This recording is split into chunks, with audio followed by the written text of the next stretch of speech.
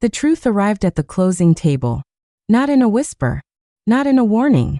It arrived in a thin stack of printed paper slid across polished oak, under the soft hum of fluorescent lights and the patient smile of a mortgage officer who had no idea she was about to watch a marriage fracture in real time. I remember the smell of fresh carpet in the title office, the faint citrus from someone's hand sanitizer, the way my pen hovered over the final signature line for the house we had chased for 2 years, the house with the wide porch and the maple tree that turned red in October, the house I believed was the beginning of stability. 30 minutes earlier, I had been nervous in the ordinary way, the kind of nervous that comes with big numbers and long-term commitments. A family mortgage, a 30-year promise. I had triple-checked our savings account that morning. I had mentally calculated our monthly payment against our salaries. Everything aligned. Until it didn't. The mortgage officer paused mid-sentence, her manicured fingers stopping on a page. Her smile flickered. She cleared her throat and asked about a personal loan listed under my Social Security number. A $60,000 unsecured loan. Opened 8 months ago. I remember the silence first. A dense, almost physical silence that settled between my husband and me. My ears rang softly, like after a loud noise. I searched my memory for a forgotten credit card, a consolidation agreement, anything. But there was nothing. I had never signed for a $60,000 loan. I turned toward Daniel slowly. His jaw was tight. His eyes fixed on the papers as if they were written in another language. In that moment, something inside me shifted. Not panic. Not yet. Something colder. The mortgage officer kept speaking gently, explaining that the debt affected our debt-to-income ratio, and that the lender required clarification before proceeding. Words like verification and disclosure floated in the air. I nodded mechanically. Daniel finally inhaled sharply, as if surfacing from deep water. He said it must be a mistake. Identity theft, maybe. A reporting error. He reached for the documents, scanning them too quickly. But I saw the truth in his hands. There was no shock in him. Only calculation. 8 months ago, we had been in the middle of wedding season for his sister. We had been juggling travel, gifts, and family obligations. 8 months ago, he had told me he was exploring a small investment opportunity with a friend in crypto. He said it was nothing serious. Just testing the waters. I remember laughing at the time. I trusted him. We had separate checking accounts but shared savings. Transparency had always been our quiet rule. The mortgage officer excused herself to make a call. The room grew smaller. I stared at the page listing the lender's name, the origination date, the exact amount, $60,000. Disbursed electronically. No cosigner required. Under borrower details, it was my name, my income, my credit. I felt something crack beneath my ribs. Daniel finally spoke in a low, controlled tone. He admitted he had taken the loan. He insisted it was temporary. He said he had intended to tell me. He claimed the investment would double within months, and that he didn't want to worry me. The details spilled out in fragments. A cryptocurrency project. A private token presale. A promise of quick returns. A transfer to a digital wallet. A delay. Then another delay. And now nothing. I watched his mouth move. I watched his hands tremble slightly. But the most terrifying detail wasn't the money. It was the timeline. 8 months of silence. 8 months of dinners, weekend walks through open houses, shared spreadsheets planning our future. All while a $60,000 debt grew quietly in my name. The mortgage officer returned with a cautious expression. The lender required immediate explanation and documentation. The closing would be postponed. Just like that, the porch with the maple tree slipped out of reach. I signed nothing that day. We left the office without speaking. The afternoon sun felt too bright, too normal. People crossed the street laughing. Cars passed. Life continued. Inside me, something had ended. And I had no idea that the loan was only the first layer. Because what Daniel hadn't told me yet was why he chose my name. And who had suggested it. That truth would surface soon enough. The drive home felt longer than the 2 years we had spent chasing that house. Daniel kept both hands on the steering wheel, his posture rigid, as if perfect driving could somehow restore control. The late afternoon light spilled across the dashboard, illuminating dust I had never noticed before. I stared at it, at the tiny floating particles, because looking at him felt impossible. $62,000. The number looped in my head like a broken recording. It wasn't just money. It was trust quantified. When we pulled into the driveway of our rental townhouse, the place looked smaller than it had that morning. Temporary. Fragile. The for sale sign across the street mocked me gently in the breeze. Inside, the air felt stale. The faint scent of laundry detergent lingered from the load I had folded before we left for closing. Domestic normalcy. It clashed violently with what I now knew. Daniel moved first, pacing the kitchen as if motion would build a defense. He began explaining again, more urgently this time. The investment had been time-sensitive. His friend Marcus from college had access to an early crypto pre-sale. Everyone in the group chat was putting money in. It was supposed to be quick, smart, temporary. He said he didn't use his own credit because his score had dipped after helping his mother refinance her condo last year. He insisted he meant to tell me once the token launched and the returns showed. He claimed he wanted to surprise me with profit, not worry me with risk. I listened in silence. There is a specific kind of silence that forms when betrayal begins to calcify. It isn't loud. It doesn't explode. It settles. I walked to the bedroom and opened my laptop. My hands were steady, almost disturbingly so. I logged into my credit monitoring account. There it was, clean and undeniable. The loan originated from an online lender. Funds transferred within hours of approval. I clicked deeper. The disbursement details showed the money had been wired directly to a digital exchange platform. My name attached to every step. I asked him, quietly, to show me the wallet. He hesitated for a fraction of a second too long. That hesitation told me more than his explanation ever could. He retrieved his phone and opened a crypto app. The screen glowed between us. A string of numbers. A balance that was almost nothing. He said the project had stalled. That the founders had delayed rollout. That the market crashed unexpectedly. That everyone lost money. Everyone. The word felt convenient. I asked about documentation, contracts, emails, proof of this pre-sale. He scrolled, showing me screenshots of Telegram messages and vague promotional graphics. Anonymous usernames promising exponential growth. Countdown timers. Rocket emojis. It looked reckless. Adolescent. It did not look like a calculated investment. I felt a deeper unease forming. Daniel was not impulsive. He was methodical, cautious with even small purchases. He researched vacuum cleaners for weeks.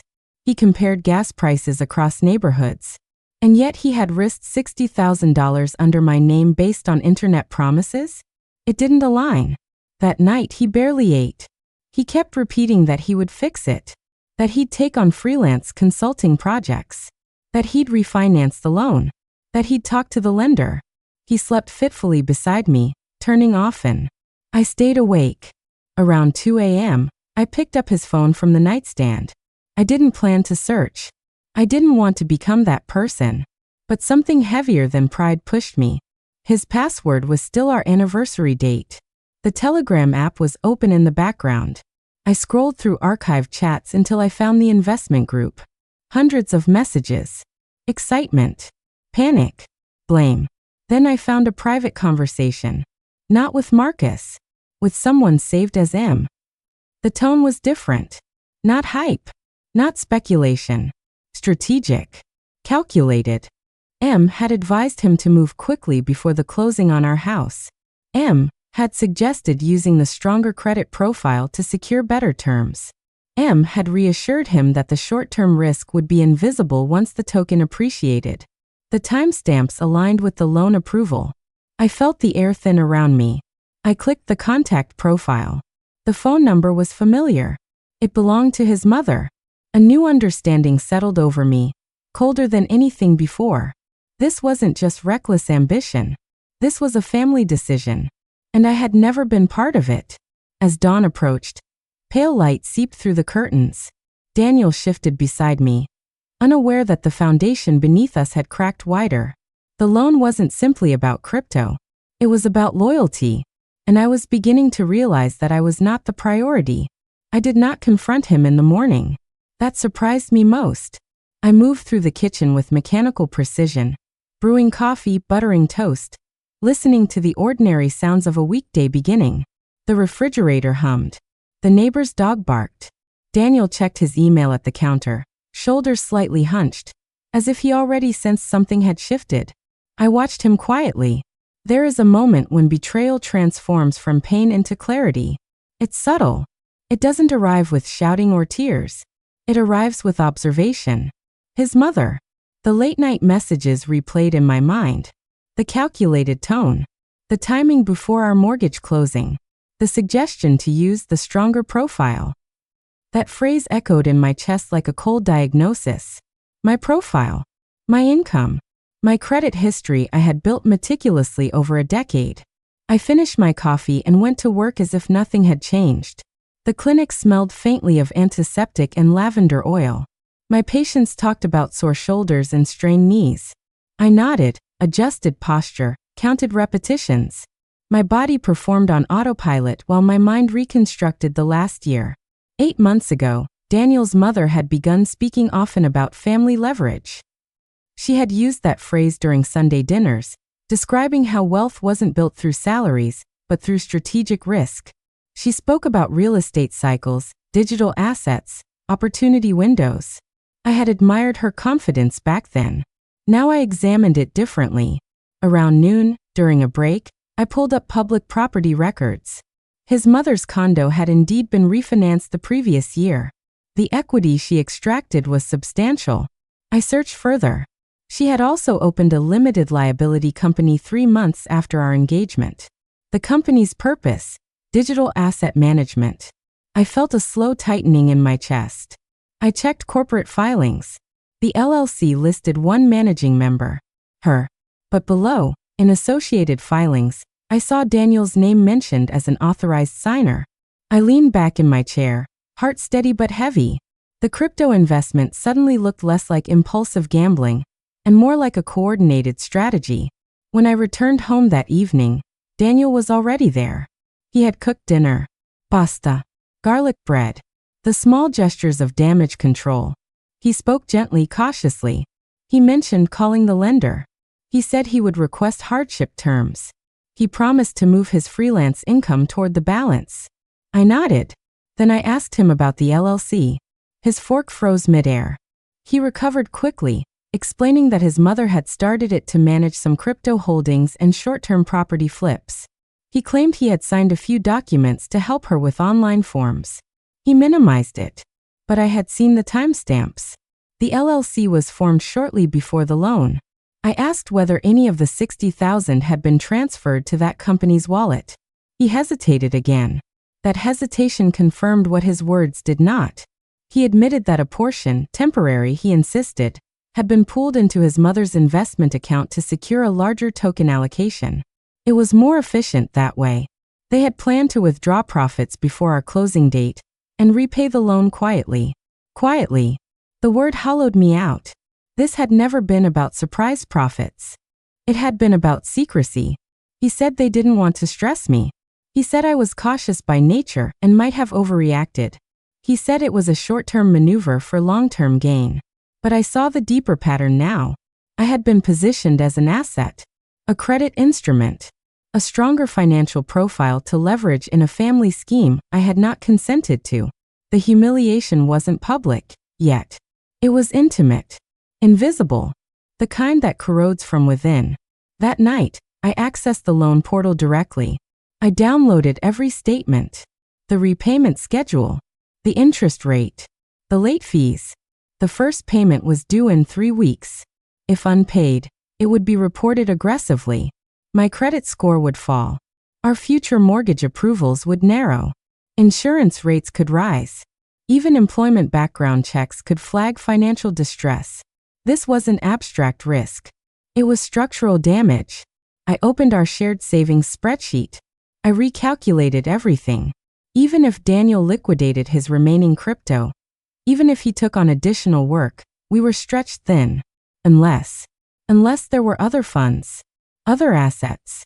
other properties I didn't yet know about. Around midnight, I received a notification from my credit monitoring service. A hard inquiry had been attempted earlier that day. Denied. My breath slowed. Someone had tried to open another line of credit under my name, and I knew exactly who had access to my documents. The betrayal was no longer a single mistake. It was an unfolding pattern. And I was beginning to understand that the closing we missed was not the only shock waiting for me. The real revelation was still ahead, and it would change everything I believed about my marriage. The second credit inquiry changed the temperature of everything. A mistake can be explained.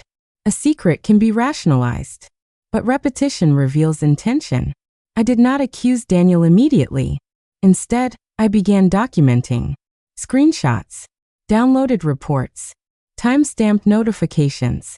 I forwarded copies to a private email account he did not know existed. Each file felt like a small piece of armor forming around me. At work, I functioned normally. Inside, I was reorganizing my entire life. That evening, I told Daniel calmly that I had received an alert about another credit attempt. I watched his face carefully. There was confusion at first, real confusion. Then something darker passed through his expression. He denied initiating anything new. For the first time, I believed him, which meant someone else had. I asked directly whether his mother had access to my social security number. He hesitated, then admitted that during wedding planning she had helped consolidate some insurance paperwork. She had photocopied documents. She had organized files for convenience. Convenience. I felt a hollow echo inside my chest. The next morning, I drove to his mother's condo unannounced. The building lobby smelled of polished marble and citrus cleaner. It was immaculate, controlled, predictable, much like her. She opened the door with mild surprise but no visible alarm. Her posture was composed, her tone warm in that careful, measured way she used in social settings. I stepped inside without waiting to be invited. Her living room was filled with soft neutral furniture and framed certificates. On the glass coffee table sat a laptop, open. I did not raise my voice. I did not cry. I asked about the loan. She did not deny knowing. Instead, she framed it as strategy, a temporary liquidity maneuver before our home purchase. She spoke about leverage, timing, opportunity windows. She spoke as if discussing a chess move. She admitted advising Daniel to use the stronger credit profile in the family. She claimed it was the logical choice. She insisted the crypto project had credible backing. She said market volatility had disrupted plans. When I asked about the second credit inquiry, her composure shifted almost imperceptibly. She explained that she had explored opening a business line of credit under the LLC to stabilize losses. She claimed she accidentally entered my information during an online form autofill because she had handled my paperwork before. Autofill. The word felt insultingly small. I realized then that this had never been a rogue act by my husband alone. It was a coordinated belief system. A quiet hierarchy where family ambition justified consent being bypassed. She leaned forward, lowering her voice, suggesting that once the market recovered, all of this would appear visionary rather than reckless. She implied that I was overreacting due to fear rather than understanding. Fear. No. What I felt was clarity. On her desk behind the sofa, I noticed a stack of folders labeled with property addresses. Short-term rental units in nearby counties. Flip projects. One address caught my attention. It was the house we had attempted to purchase. My stomach dropped. I stepped closer, pretending to admire a framed photograph, and glanced at the document more clearly. The address was listed under a pending acquisition through her LLC. The contract date was 2 days after our closing had been postponed. My pulse slowed into something dangerously calm. They had not just risked our mortgage. They had positioned themselves to purchase the same property through her company, using the very loan taken in my name to strengthen her liquidity position. The shock was not loud. It was silent and surgical. I turned back toward her. She continued speaking about resilience and family unity, unaware that I had seen the file. In that moment, the story rearranged itself entirely. The loan had not simply jeopardized our closing. It had created the conditions for her to step in as buyer if we failed. Our loss her acquisition. And Daniel had stood beside her in that strategy. I left her condo without confrontation, my face composed. In the parking garage, I finally allowed myself to breathe fully. The betrayal was no longer about crypto volatility. It was about control. And now I understood something crucial. They believed I would remain silent.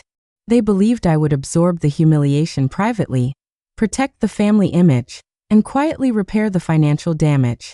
They did not understand that silence is not weakness. Sometimes it is preparation.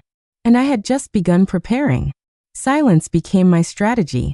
For 3 days, I said nothing about the file I had seen on his mother's desk. I did not mention the pending acquisition. I did not reveal that I understood the architecture of their plan. Instead, I watched. Daniel moved carefully around me, performing responsibility. He emailed lenders. He created spreadsheets projecting repayment schedules. He spoke about rebuilding trust. His tone was softer, attentive, almost fragile. But underneath the gestures, I sensed alignment. Not with me, with her. On the 4th day, I scheduled a consultation with a financial attorney during my lunch break. The office was modest, tucked above a bakery that smelled of sugar and yeast. The attorney listened without interruption as I laid out the timeline. The unauthorized loan, the digital transfers, the LLC, the second credit inquiry, the pending property file. When I finished, he did not look shocked. He looked focused. He explained identity misuse laws. He described civil liability. He outlined how forged consent, even within marriage, constitutes fraud. He clarified that if my information had been used without explicit written authorization, I had legal standing. The word fraud echoed in my mind like a bell. He also mentioned something else. If the LLC had used funds originating from a loan taken under false pretenses, and if those funds were funneled into a property acquisition, there could be grounds to freeze assets pending investigation. Freeze assets. For the first time since the closing day, I felt something shift back in my favor. That evening, Daniel informed me casually that his mother had made an offer on another property opportunity. His tone was too neutral, too rehearsed. I asked for the address. He hesitated. Then he gave it. It was the house with the maple tree, the one we had loved. He framed it as coincidence. He claimed she was stepping in because we weren't in position. He said it could still benefit us long term, perhaps even allow us to rent it from her temporarily. Rent it. From the woman who had orchestrated our financial collapse. The humiliation crystallized in my chest. But I did not argue. Instead, I nodded slowly and asked a single question: whether any of the $60,000 remained accessible. He admitted that most of it was locked in the failed token project. Only a fraction was liquid. His mother had supplemented additional capital from her refinance to strengthen the property bid, which meant the house purchase was partially built on debt carrying my name. That night, I filed a formal identity misuse report with the lender. Calmly, precisely, I attached documentation of the unauthorized credit attempt and discrepancies in consent. I did not accuse loudly. I submitted facts. Then I placed a fraud alert on my credit file. The next morning, I received confirmation that the lender would initiate an internal review. The loan would be temporarily flagged. Reporting could be paused pending investigation.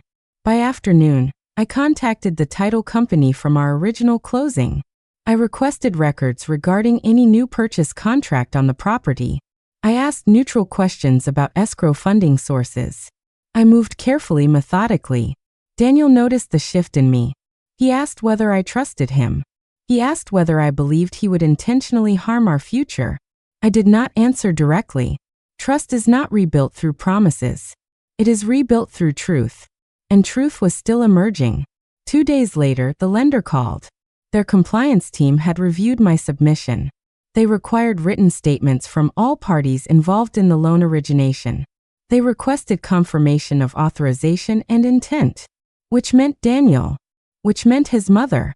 The same afternoon, I received an automated notification from the county recorder's office. The pending status on the Maple Tree house had changed. The transaction was delayed due to documentation review. I sat at my desk, hands folded, absorbing the symmetry. The house that had slipped through my fingers at closing was now paused under scrutiny, because the funds behind it were being questioned. For the first time, the shock was not mine. It belonged to them. That evening, Daniel came home pale. His mother had called him repeatedly. The lender had reached out to her as well, questioning capital sources tied to the LLC. The purchase timeline was now uncertain. He looked at me differently then. Not as partner, not as spouse, but as someone he suddenly realized he had underestimated. I did not gloat. I did not accuse. I simply informed him that I had chosen transparency, and that silence had ended. The balance of power had shifted, but the final reckoning had not yet arrived, because consequences, like truth, take time to fully unfold. The final unraveling did not happen in a courtroom. It happened in daylight, in rooms that once felt familiar. 2 weeks after the lender initiated its review, Daniel and I sat at our dining table surrounded by documents. The atmosphere was no longer tense. It was clinical, like an audit of something already dead. The compliance investigation moved faster than his mother anticipated. The lender requested original authorization records for the loan. Digital signatures were analyzed. IP addresses traced. Timestamp discrepancies flagged. Daniel had indeed completed the application himself, using my personal information, without my physical presence. The compliance officer's language was neutral but precise. Consent was not implied within marriage. Written authorization was required for unsecured borrowing tied to individual credit. The file contained no such documentation. The loan was placed under fraud review. Simultaneously, the escrow company handling the Maple Tree property requested proof that the LLC's funds were not subject to dispute. When the lender's inquiry surfaced, escrow froze the transaction pending clarification of capital origin. His mother called me once. Her voice was tight now, stripped of strategic warmth. She spoke about family reputation, about misunderstandings, about not escalating matters unnecessarily. I listened, and for the first time, I heard fear. Not fear of losing money, fear of losing control. Within days, Daniel's mother withdrew her offer on the house. The seller relisted it quietly. The Maple Tree remained untouched by either of us. The investigation concluded with conditional findings. Because the loan had been obtained through unauthorized use of my financial identity, the lender offered 2 options: pursue formal fraud charges or restructure the loan exclusively under Daniel's name with revised terms and immediate repayment plan. I chose not to press criminal charges, not for mercy, but for clarity. Daniel signed a legal affidavit acknowledging sole responsibility. The loan was transferred under his name, at a higher interest rate. His credit absorbed the damage. Mine began to recover. The marriage, however, did not. Trust does not regenerate through paperwork. It disintegrates quietly, then refuses to return. In the weeks that followed, we lived like careful roommates. Polite, measured, distant. The emotional fracture was too precise to ignore. I replayed 8 months of dinners, shared plans, mortgage calculations. Every memory carried a shadow. The most painful truth was not the money. It was realization. He had believed the strategy justified the secrecy. He had believed I would either never find out or eventually forgive the method if the result was profitable. I had not been his partner in risk. I had been his instrument.